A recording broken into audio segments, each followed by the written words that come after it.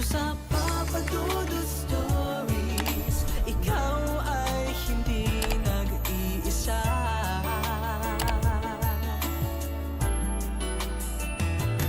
Dito sa Papa Dudut Stories, may nagmamahal sa'yo.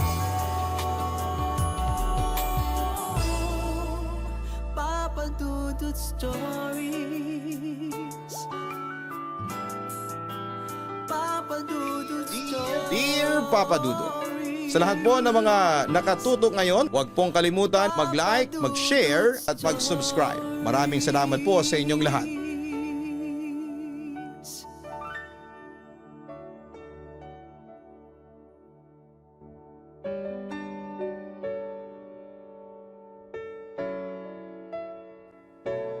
Isang napakagandang araw po sa inyo, Papa Dudut, at sa mga libo-libong nakikinig ngayon sa Papa Dudut Stories.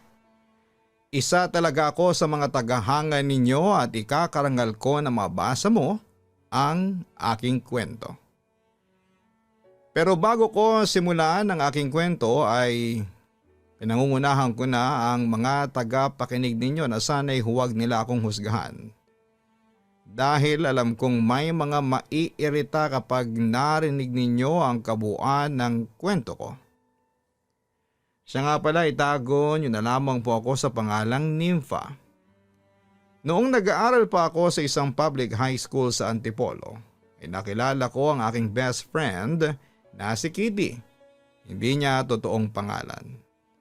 Halos pareho kami ng interes at personalidad. Kaya madali naming naka-vibes ang isa't isa. Samantala nang sumapit kami sa 3 taon sa high school ay nagkaroon ng boyfriend si Kitty na nagngangalang Paulo. Isang maulan na hapon ay nagdesisyon si Kitty na ipakilala ako sa kanyang bagong boyfriend. Mabait si Paulo, maginoo, matalino at higit sa lahat ay gwapo. Pagmamalaki pa ni Kitty sa kanyang boyfriend habang hinihintay namin itong dumating sa coffee shop na pinagtatambayan namin. Ilang beses mo nang pinagmamalaki sa akin na gwapo yung boyfriend mo. Ang tanong gwapo ba talaga? Natatawa kong usisa sa kanya. Kilala mo ko, Nympha, pihikan ako pagdating sa mga boys. Paniniguro pa niya sa akin. Kung sa bagay, sa ilang taon nating mag-best friend alam ko na ang type mong lalaki. Matangkad, may matangos na ilong, moreno, makinis ang balat, sabi ko sa kanya. Oo, totoong pihikan si Kitty pagdating sa lalaki, since hindi rin naman kasi pahuhuli ang beauty niya. Aminin kong di hamak na mas maganda siya kesa sa akin. So mabalik tayo. Bakit naman niya naisipang sumama sa atin, ha? Tanong ko naman sa kanya. Pinilit ko siya. Gusto ko kasing ipakilala siya sa iyo, ang sabi pa ni Kitty. Sa totoo lang, nagulat talaga ako nung araw na sinabi mo na pumasok ka na sa isang serious relationship. Pero ang tagal din ang inabot mo, no? Na napagdesisyon ng ipakilala sa akin yung boyfriend mo, ha? Wika ko pa. Masyadong busy kasi si Paulo sa pag-aaral niya. Alam mo na, graduating student kasi. Marami siyang requirements na kailangang ipasa. Kwento niya sa akin.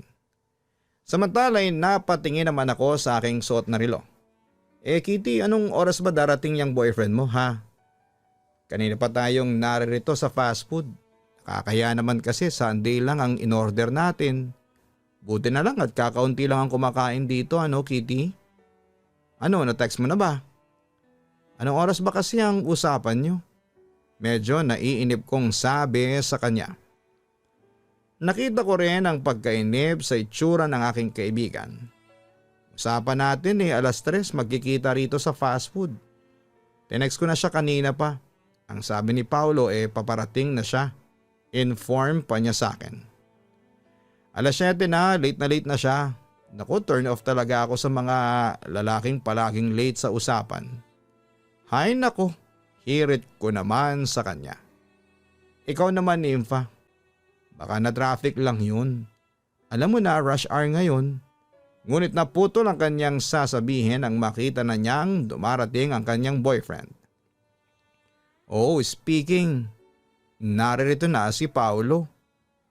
Pagkatapos noon ay tinawag ni Kitty ang boyfriend. At agad namang lumapit ang lalaki sa amin at binigyan ng beso ang kanyang girlfriend. Sorry kung nalate ako. Naipit kasi ako sa traffic eh. Sorry talaga be. Paghingi ng paumanhin ni Paulo sa amin. Wala yun be. At least dumating ka. Ay siya nga pala. Pinapakilala ko na sa iyo ang best friend ko si Nympha. Nympha si Paulo, boyfriend ko. Ang sabi pa ni Kitty.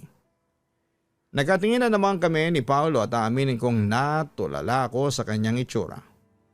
Tama nga ang sinabi ni Kitty na gwapo ang kanyang boyfriend. Hi Nympha, nice to meet you.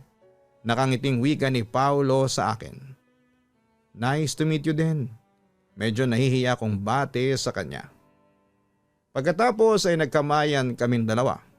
Pero dahil sa na-starstruck ako kay Paulo ay nawala na sa isipan ko na bitawan ang kanyang kamay. O mukhang nalagyan na yata ng glue yung mga kamay niyo Natatawang puna ni Kitty sa amin. Agad naman ako natauhan sa sinabi ng kaibigan ko at agad naman akong nagsorry kay Paulo. No, it's okay. Sabi na lang sa akin ng lalaki. Ano, na-starstruck ka no? Sabi ko sa iyo pagmamalaki pa ni Kitty. Oo na, ikaw nang may taste. Natatawa ko namang response sa kanya. Papadudot, hindi ko makakalimutan ang unang pagkikita namin ni Paulo, boyfriend ni Kitty at nasa 4th year high school na noong mga panahong yon. Hindi ko talaga makakalimutan noong hinawakan niya ang kamay ko. Aminin ko na nakaramdam ako ng kilig at para akong nakalutang noon sa ulap. Kaya simula noon ay hindi ko na noon matanggal sa isipan ko si Paulo. At hindi pa natapos doon ang lahat papadudot. Dahil simula noon ay madalas na kaming pagtagpuin ng pagkakataon katulad na lamang isang araw. Nympha, nakita mo si Kitty? Tanong sa akin ni Paulo habang naglalakad ako sa school, hallway papunta sa cafeteria. Hindi baka nasa library. Ang alam ko kasi may report siya sa Biyernes. Baka naghahanda na yun ang ire-report niya. Sagot ko sa kanya. Saan ka ngayon? Sa kantin. Doon muna ako magpapalipas ng oras habang hinihintay ko ang next class ko. Sagot ko naman sa katanungan niya. Sa kantin din ang punta ko sabay na tayo. Wika pa niya sa akin. Hinayaan ko na lamang siyang sumabay sa akin since wala namang masama kung magkasabay kami. Siya nga pala, busy ka ba ngayon? Usisa ko sa kanya. Hindi naman, bakit mo naman naitanong? Sagot niya sa akin. Curious lang ako. Hindi kasi kita nakikitang kasama mo si Kitty. Obserbasyon ko. Nagkabaliktad kasi kami. Siya naman ngayon ang busy dahil sa mga projects. Ako kasi ginawa ko na kaagad yung mga requirements ko. Kaya madali akong nagpasa. Paliwanag naman niya sa akin. Kumusta ka naman? Kayo ni Kitty? Nakita kong lumungkot ng kaunti ang expression na mukha ng boyfriend ni Kitty. Eto, ayos naman. Masaya pa rin ang buhay kahit na maraming demand sa pag-aaral. Yung tungkol naman sa amin ni Kitty ayos na ayos kami. Kahit na busy sa pag-aaral hindi pa rin naman siya nakakalimot sa akin. Sweet at malambing kasi si Kitty. Mapagmahal, maasikaso tapos hindi siya nakakalimot sa mga mahalagang araw sa buhay namin. Ang swerte ko nga sa best friend mo Para sa akin siya na ang best girlfriend. Wika pa niya sa akin. Mukhang mahal na mahal mo ang girlfriend mo. Maswerte rin sa iyo si Kitty kasi mukhang mabait at faithful kang boyfriend. Talagang mahal na mahal ko si Kitty kasi dahil sa kanya, kaya nagkaroon ulit ng kulay ang buhay ko. Siya ang inspirasyon ko kaya nagsusumikap talaga ako sa pag-aaral. Dahil sa kanya kaya ako nagbago. Kaya nga pinagmamalaki ko na si Kitty sa lahat na girlfriend ko eh. Ang sabi ni Paulo, pero napansin ko hindi siya tulad ng dati na masayang masaya kapag napag-uusapan ang kanyang girlfriend. Siguro dahil sa nalulungkot siya kasi bihira na lamang silang magkasama ng kaibigan ko. Ikaw, Nympha, may boyfriend ka na ba? Biglang tanong niya sa akin. Siyempre nagulat ako pero sinagot ko pa rin ang tanong niya. Wala akong boyfriend sa ngayon although marami ang nanliligaw sa akin. Pihikan ka rin ba sa lalaki tulad ni Kitty? Tanong pa niya sa akin. Na para ba siyang talk show host na gusto niyang malaman ang tungkol sa akin. Hindi naman masyado, basta ang importante naman sa akin yung ugali ng isang lalaki. Napatango naman si Paulo sa naging sagot ko sa tanong niya. Hindi ka ba tumitingin sa panlabas na anyo? Magpapaka-ipokrita pa ba ako? Siyempre, tinitingnan ko rin yung panlabas na anyo. Kasama yan sa law of attraction. Hindi mo naman kasi agad na makikita ang panloob na kagandahan eh. Makatotohanang sagot ko sa kanya. Kailan mo balak na magka-boyfriend? Sa puntong yon, Papa Dudut, ay natawa na ako. Hindi ka rin interesado sa akin oh. Siyempre, curious ako sa best friend ng girlfriend ko eh. Response naman niya sa akin. Nagpatuloy naman ako sa pagsasalita. Hindi naman ako nagmamadali sa pakikipagrelasyon. Darating din ako dyan kapag nahanap ko na si Mr. Right. Pero habang wala pa concentrate muna ako sa pag-aaral ko, hindi ba? Agad namang sumang-ayon si Paulo sa sinabi ko. Kung sabagay, tama yan. Paulo, pwede ba tayong maging magkaibigan? Ako naman ang nagtanong sa kanya.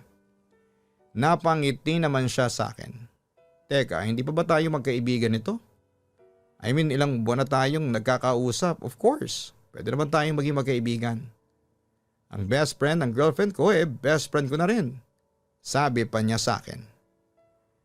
Papa Dudut, simula noon ay naging magkaibigan na kami ni Paulo. Madali ko naman siyang naging ka-close kasi mabait siya. Friendly, matulungin at higit sa lahat ay maalalahanin at gentleman. Kaya tuloy ay lalong nahulog ang loob ko sa kanya. Sa kabilang banda, Papa Dudut, kapag nagkukwentuhan kaming dalawa ni Paulo ay madalas si Kitty ang pinag-uusapan namin. Palagi niyang bukang bibig ang girlfriend niya at sa tingin ko ay mahal na mahal niya talaga ang best friend ko. Pero aaminin ko, Papa Dudut, na medyo naaasar ako kay Paulo dahil doon. Ewan ko ba, pero gusto kong sabihin noon sa kanya na huwag nang pag-usapan pa si Kitty. At sa halip ay tungkol na lang sa amin ni Paulo ang gawing topic. Lumipas pa ang ilang buwan at masasabi kong nag-blossom ang friendship namin ni Paulo. Hindi lang kami basta ordinary friends, kundi mas malalim pa doon. Ang totoo nga niyan ay na-dethroned ni Paulo si Kitty sa titulong best friend. At dahil sa closeness naming dalawa ay hindi namin namamalayan na nagiging sentro na pala kami ng chismis ng mga kaklase at mga ka-schoolmates namin ni Paulo. O Nympha, bakit hindi mo kasama si Kitty? Tanong sa akin ng kaklase at kaibigan kong si Ryan. Busy masyado si Kitty, ayaw ko muna makigulo sa buhay niya. Sagot ko na lamang sa kanya. Mukhang malalim yung iniisip mo ha? Pansin niya. Siguro iniisip ko kung paano tapusin yung project ko sa management. Mataray na sagot ko naman sa kanya. Narinig mo na ba yung mga chismis tungkol sa'yo? Seryosong tanong ni Ryan na siya ko namang kinagulat noon. Ha? Tungkol sa akin? Teka, anong klaseng chismis yan? Naguguluhang tanong ko sa kanya. Huwag kang mag-alala. Hindi naman nakakasira ng pagkatao mo yung narinig ko. Kumbagay parang asaran lang yun. Reply niya sa akin. Seryoso na ako napatingin sa kaklase ko. Ano ba yung narinig mo ha? Agad naman nagtapat sa akin si Ryan. Napapansin kasi ng ibang mga kaklase natin na parang sweet daw kayo ni Paolo. Na parang may gusto ka raw sa boyfriend ng best friend mo. Naalarma naman ako sa aking narinig. Ano? Sino nagpapakalat niyan? Hindi ko alam, basta narinig ko lang. Yun lamang ang sagot niya sa akin. Baka isipin ni Kitty na totoo yung chismis at magalit pa siya sa akin ha. Nag-aalalang wika ko. Pero kasi Nympha, marami na kasi ang nakakahalata no. Talagang friends lang ba kayo ni Paolo? Usisa pa ni Ryan sa akin. Friends lang talaga kami ni Paolo. Sana wag lang yan ng mali siya ang pagkakaibigan naming dalawa. Nakakahiya tuloy kina Kitty at Paolo yung mga chismis na kumakalat. Nag-aalalang sagot ko sa kanya. Papadudot, sobra akong naalarma at aaminin kong kinabahan ako noon. Kaya ba siguro hindi na masyado nagpaparamdam si Kitty sa akin? Ay baka naapektuhan na siya sa mga kumakalat na chismis sa amin ni Paolo. Nakaramdam ako ng matinding pag-uusig ng konsensya pagkatapos noon. Samantala pagdating ng uwian ay nakasalubong ko naman si Paolo sa hallway. Kaya nagkaroon kami ng pagkakataon para makapag-usap. Paolo, sorry ha. Ang sabi ko noon sa kanya. Bakit ka naman humihingi sa akin ng sorry? Wala ka namang kasalanan dun. Tanong niya sa akin. Kasi alam mo na. Baka makaapekto yun sa relasyon ninyong dalawa ni Kitty. Katwiran ko naman sa kanya. Wala kang kasalanan dun, Nympha. Besides, malinis naman ang konsensya natin. Magkaibigan lang tayong dalawa. Ang chismis, mananatiling chismis lang. Mananaig pa rin ang katotohanan. Paniniguro niya sa akin. Ngunit hindi pa rin ako mapalagay ng mga sandaling yon dahil sa chismis laban sa amin. Pero kahit na, hindi pa rin magandang pakinggan yung chismis. Makakasira din yon sa ating tatlo, lalo na sa akin. Baka sabihin ng iba mga agaw ako o di kaya malandi. Pero mas nag-aalala ako sa inyo ni Kitty. Alam na rin ni Kitty ang tungkol doon, nagkausap na kaming dalawa. Tinawanan lang yun ang kaibigan mo, ang sabi ni Paolo sa akin. Kung mag-iwasan muna tayo para mamatay yung chismis na yan, suhestyon ko sa kanya. Ngunit mabilis na tumutol si Paolo. Ano ka ba naman, Nympha? Huwag na lang nating pansinin yun. Nympha, huwag nating hayaang masira ang pagkakaibigan natin. Nang dahil lang sa chismis na yon. Nympha, please. Papadudot, nagpatuloy ang mga chismis. Pero hindi natinag ang friendship namin ni Paolo. At sa pagkakataong yon ay masasabi kong mas tumibay pa ang pagkakaibigan namin kesa noong dati. Pero sa kabila noon ay naging magulo na ang relasyon ni Paolo at Kitty. At aaminin kong nakokonsensya ako dahil ako ang punot dulo ng lahat. Kaya't may pagkakataon tuloy na iniiwasan ko na noon si Paolo dahil ayaw kong mapaibig niya ako ng lubos. Nawa kasi ako kay Kitty at ayaw kong lumabas na mga agaw kapag nagkataon. Bukod doon ay best friend ko pa rin naman si Kitty. Yun nga lang, papadudot, ay kasabay ng chismis ay nagkalamat na rin ang friendship namin ni Kitty. At kahit na ilang beses kong ipaliwanag sa kanya na magkaibigan lamang kami ni Paolo, ay ayaw niya akong paniwalaan. Kaya isa sa mga hakbang na ginawa ko noon ay ang muling paglapitin sina Paolo at Kitty. Oo, papadudot, ginawa ko yon para mamatay na ang mga chismis sa aming dalawa ni Paolo. Pero sa totoo lang, sobra talaga akong nasaktan sa ginawa ko. Pero ganoon talaga. Oo, maaaring lihim kong minahal si Paolo. At bagamat sinabi ng puso ko na siya ang dapat na lalaki at nararapat kong mahalin, pero hindi ko pa rin yon pinakinggan dahil alam kong pag-aari na si Paolo ng iba. Papadudot, Pansamantalang namatay ang chismis tungkol sa amin ni Paolo dahil naging close ulit sila ng girlfriend niyang si Kitty. Pero habang nakikita ko sina Paolo at Kitty na magkasama ay sobra talagang nadudurog ang puso ko. Yun nga lang ay sinikap ko talagang itago ang nararamdaman ko dahil ayaw kong mahalata ako nina Paolo at Kitty. Pero papadudod, hindi ko rin napigilan ang sarili ko at muling naglalapit ako kay Paolo. Doon ay muling nanumbalik ang mga chismis at ang pagkagulo ng relasyon nila ng best friend ko. Hanggang sa isang araw habang naglalakad ako papasok ng campus, ay nakasalubong ko si Kitty at laking gulat ko nang bigla na lamang niya akong sinampal sa mukha ko. Kitty, bakit mo naman ako sinampal? Napasigaw kong tanong kay Kitty dahil aaminin kong nasaktan talaga ang pisngi ko. Huwag ka nang magtanga-tangahan. Alam mo ang dahilan kung bakit kita sinampal. Ahas, pag-akusa niya sa akin. Labis naman akong naguluhan noon sa sinabi niya sa akin. Ahas, bakit? Anong ginawa ko sa'yo? Siguro naman masaya ka na naghiwalay na kami ni Paolo. Galit na wika ng kaibigan ko sa akin. Anong sabi mo? Hiwalay na kayo ni Paolo?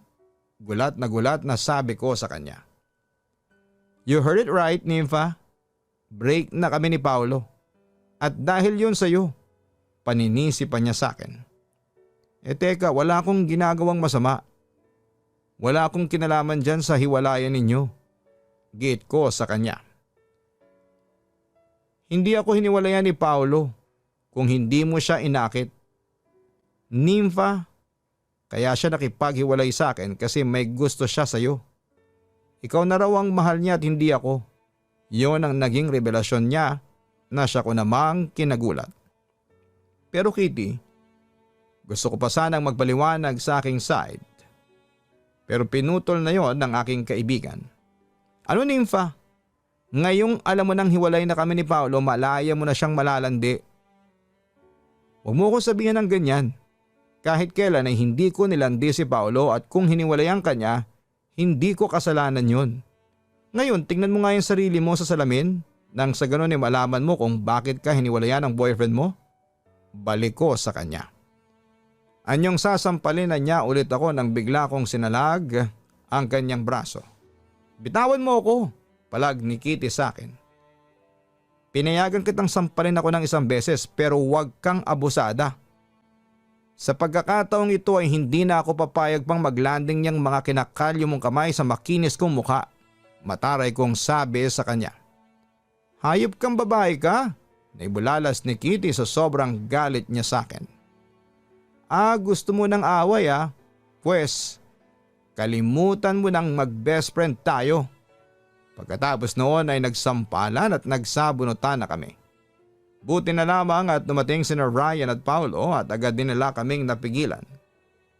Kitty, Nympha, tigilan nyo na ang pag-aaway ninyong dalawa. Parang hindi kayo magkaibigan Saway sa amin ni Paolo. Talagang hindi na kami magkaibigan ng troublemaker na yan. Galit na wika niya. Alam nyo, nakakahiya kayo. Tingnan nyo, pinagtitingin na kayo ng ibang mga estudyante. Baka gusto nyo pa yatang madala sa disciplinary committee. Paalala naman sa amin ni Ryan. Ngunit wala na sa aming dalawa ni Kitty ang nagpapigil ng mga oras na yon. Wala akong pakialam kahit na bigyan pa nila ako ng sandamakmak na suspension. Ang mahalaga masabi ko sa buong eskwelahan na ito kung anong klaseng tao yang Nympha na yan. Galit na wika pa ni Kitty habang dinuduro ako. Kitty, please stop it. Itiko mo na yung bibig mo. Ginagawa mo lang kahiya-hiya ang sarili mo. Saway ni Paolo sa kanyang ex-girlfriend. So lumabas din ang katotohanan na mas kinakampihan mo si Nympha kesa sa akin. How dare you to do this to me, Paolo? Ang sama mo. Ang kapal ng mukha ninyong dalawa ni Nympha. Sige, magsama kayong dalawa Bagay nga kayong magsama, isang ahas at isang hudas. Yon ang huling sinabi ni Kitty sa amin bago tuluyang nawasak ang ilang taong pagkakaibigan naming dalawa. Papadudot, hiyang-hiya ako noon sa nangyari. Kaya nagdesisyon ulit akong lumayo muna kay Paolo. At dahil sa tumitindi na noon ang mga mapanirang chismis, ay nagpasya na rin akong umuwi na muna sa probinsya ko at nag-transfer sa ibang eskwelahan. Doon ay nawala na ang komunikasyon namin ni Paolo at kailanman ay hindi na ako nagparamdam pa noon sa kanya. Yun nga lang, Papadudot, hindi ko magawang kalimutan noon si Paolo at sobra talaga akong nasaktan sa ginawa ko. Pero kailangan kong lumayo na sa kanya dahil malaking damage na ang nagawa ko. Lumipas ang 2 taon ay unti-unti ring nawala ang pagkamis ko kay Paolo. Bagamat nananatili pa rin siya noon sa puso ko. Hanggang sa isang araw, nang bisitahin ko ang Facebook account ko ay nagulat ako nang mag-friend request si Paolo sa akin. Siyempre inaccept ko siya. At muli kaming nagka-chat hanggang sa naibigay ko ang cellphone number ko. Doon ko nalaman na wala na talaga sila ni Kitty at malayang-malaya na si Paolo na magmahal ulit. At lumipas pa ang ilang linggong pakikipag-chat ay isang pangyayari ang naganap na hindi ko rin kinagulat. Nagpahayag si Paolo ng intensyong manligaw sa akin. At yun nga, Papadudot. Simula noon ay nanligaw na sa akin si Paolo sa text man o sa chat. At nang muling bumalik ako sa Antipolo ay nanligaw na si Paolo sa akin sa bahay namin. Doon ay nakita ko kung gaano siya kasincere sa akin na totoong mahal niya ako. Pero Papadudot, pinalipas ko muna ang ilang buwan ang panliligaw ni Paolo bago ko gumawa ng isang desisyon. Isang tanghali ay dumalaw sa akin si Paolo. Galing siya noon ng kanilang probinsya kaya aminin kong sobra ko siyang na-miss. Siguro naman para sa akin yung dala-dala mong bouquet of roses, no? At teka, bayong ba yan? Uso pa ba ang bayong sa ngayon? Agad naman siyang sumagot sa sinabi ko. Ano ka ba? Sa probinsya uso pa rin ang bayong. O bago ko makalimutan, heto tanggapin mo itong bulaklak at isang bayong na naglalaman ng matatamis kong pagmamahal. Sincero niyang sabi sa akin. Natawa naman ako sa kanyang sinabi pero nagpasalamat na rin ako kinalaunan. Ano pala ang gusto mong pagkain? Ipaghahanda kita. Alok ko pa sa kanya. Naku, wag ka nang mag-abala pa. Pumunta naman ako dito para manligaw, hindi para kumain. Nakangiti niyang sagot noon sa akin. Teka nga pala, nagtataka lang ako, Paolo. Ano bang nakain mo at sumobra yata ang kumpiyansa mo? Wala lang. Positive lang talaga ako ngayon. At sakala mo na masaya ako kasi bumalik ka na. Nasasabik niyang sagot noon sa akin.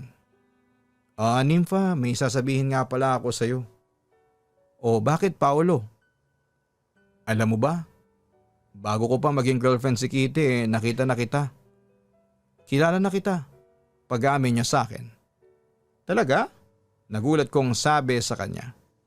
Sa loob kasi ng mahigit 2 taon, simula nang nagkakilala kami ay wala naman siyang sinabing ganon sa akin. Alam mo ba, noon pa lang, malaki ng paghanga ko sa iyo. Ewan ko ba pero parang na love at first sight ako sa iyo noon. Pagpapatuloy pa niya. Kung ganon pala bakit hindi mo ako niligawan? Bakit si Kitty ang niligawan mo? Tanong ko sa kanya. Ewan ko ba kung ano nangyari sa akin at nawalan ako ng lakas ng loob na ligawan ka. Lumapit ako noon kay Kitty para makilala kita ng lubusan. Kinaibigan ko siya para magkaroon ako ng pagkakataon na malaman ang tungkol sa iyo. Kaso nga na-develop din ako kay Kitty noon at kaya ngayon ang ending naging kami nga. Paliwanag niya sa akin. Minahal mo naman si Kitty, di ba? Curious kong tanong sa kanya. Minahal ko siya, Nympha, kaso nung magkalapit tayong dalawa, biglang bumalik yung nararamdaman ko sa iyo. Pero tinago ko ang lahat ng yon dahil ayaw kong saktan si Kitty. Pero Nympha, ng mga panahong yon ikaw na talaga ang mahal ko. Pagtatapat pa niya sa akin. Minahal kita noon pero sikreto. Paolo, sa palagay mo ba sasagutin na kita dahil diyan sa mga nalaman ko? Seryosong tanong ko noon sa kanya. Nympha, please. Matagal ko na kasing pinapangarap na mahalin mo ko. Sana pagbigyan mo kong patunayan sa'yo kung gaano kita kamahal. Please, Nympha. Siguro ako na ang magiging pinakamasayang lalaki sa mundo kapag sinagot mo na ako. Pagmamakaawa pa niya sa akin. Ano, Nympha? Tanong niya sa akin habang naghihintay siya ng aking kasagutan. Talaga? Ikaw nang magiging pinakamasayang lalaki sa mundo kapag sinagot kita? Panunubo ko pa sa kanya. Oo naman, Nympha. Sige na, please. Pangungumbinsi niya sa akin. Natawa na lamang ako noon sa kanyang reaksyon. Ano ba yan? Para ka namang namamalimos ng pag-ibig sa akin. Ang OA mo ha? Kaloka ka. Sige na nga, sinasagot na kita, Paolo. Ikaw na ngayon ang pinakamasayang lalaki sa buong mundo. Masayang sabi ko noon sa kanya. Papa Dudut, simula noon ay naging masaya na kami ni Paolo bilang mag-boyfriend, girlfriend. Bagamat muli akong bumalik noon sa probinsya at naging long distance ang aming relasyon ng 2 buwan. Pero hindi kami nagpatinag at patuloy kaming nagmahalan. Pagkatapos ng 2 buwan ay muli akong bumalik sa Antipolo at Maynila at doon ay muli kaming nagkasama ni Paolo. Sa ngayon ay 3 taon na kami ni Paolo at patuloy pa rin ang magandang takbo ng aming relasyon. At siya ang inspirasyon ko kaya patuloy ako sa pagsusumikap sa buhay ko. Naniniwala rin kami ni Paolo na kami ang tinadhana para sa isa't isa. At sa tamang panahon ay umaasa kami na maikakasal din po kami at makapagpapatayo ng isang masayang pamilya. Papa Dudut. Hanggang dito na lamang po ang sulat ko at sana po ay marinig po itong story ko bago kami umuwi ni Paolo sa probinsya ko naman sa Bohol. Maraming salamat po muli at sana ay magtagal pa ang inyong magandang programa. Dahil marami po kayong napapasaya. Lubos na nagpapasalamat, Nympha. Nympha, wala kang kasalanan kay Kitty dahil hindi naman ikaw ang nanira ng relasyon. Naghiwalay sila ni Paolo dahil ang lalaki mismo ang may gusto makipaghiwalay dahil sa'yo pala siya may gusto. Hindi mo naman kayang kontrolin ang damdamin ng isang tao bukod sa 2 years pa ang lumipas bago naging kayo. So technically ayos lang yon, Nympha. Samantala masaya kaming marinig na 3 years na kayong magkarelasyon ni Paolo and going strong pa rin kayong dalawa. Binabati namin kayo mula dito sa Papa Dudut Stories. At sana'y magpatuloy pa ang pagdating ng blessings sa inyong dalawa. We are looking forward sa kasal ninyong dalawa.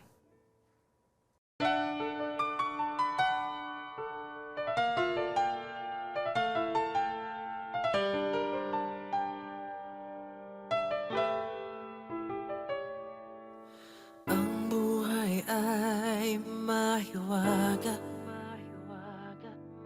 laging may lungkot at saya. Sa Papa Dudut Stories, laging may karamay ka.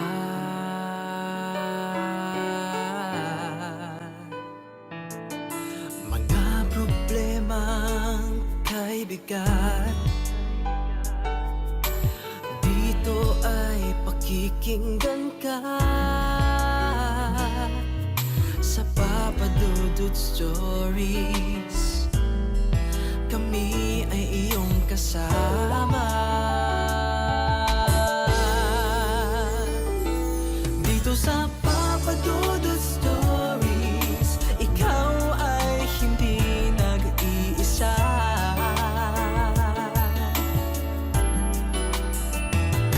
Dito sa Papa Dudut Stories, may nagmamahal sa'yo.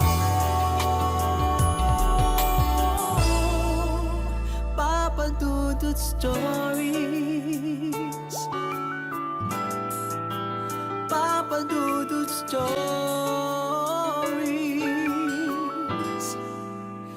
Papa Dudut Stories.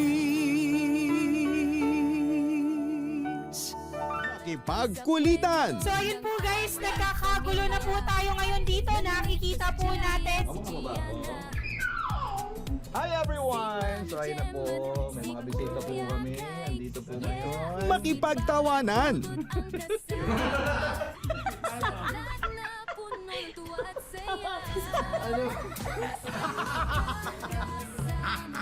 At minsan, makipag-iyakan. Lagyan na ng gamot. Kanina umiyak si Gian, sabi niya, Ama, tanggapin mo ang kapalaran ng iyong ama. Sa Papa Dudut Family YouTube channel. Subscribe na!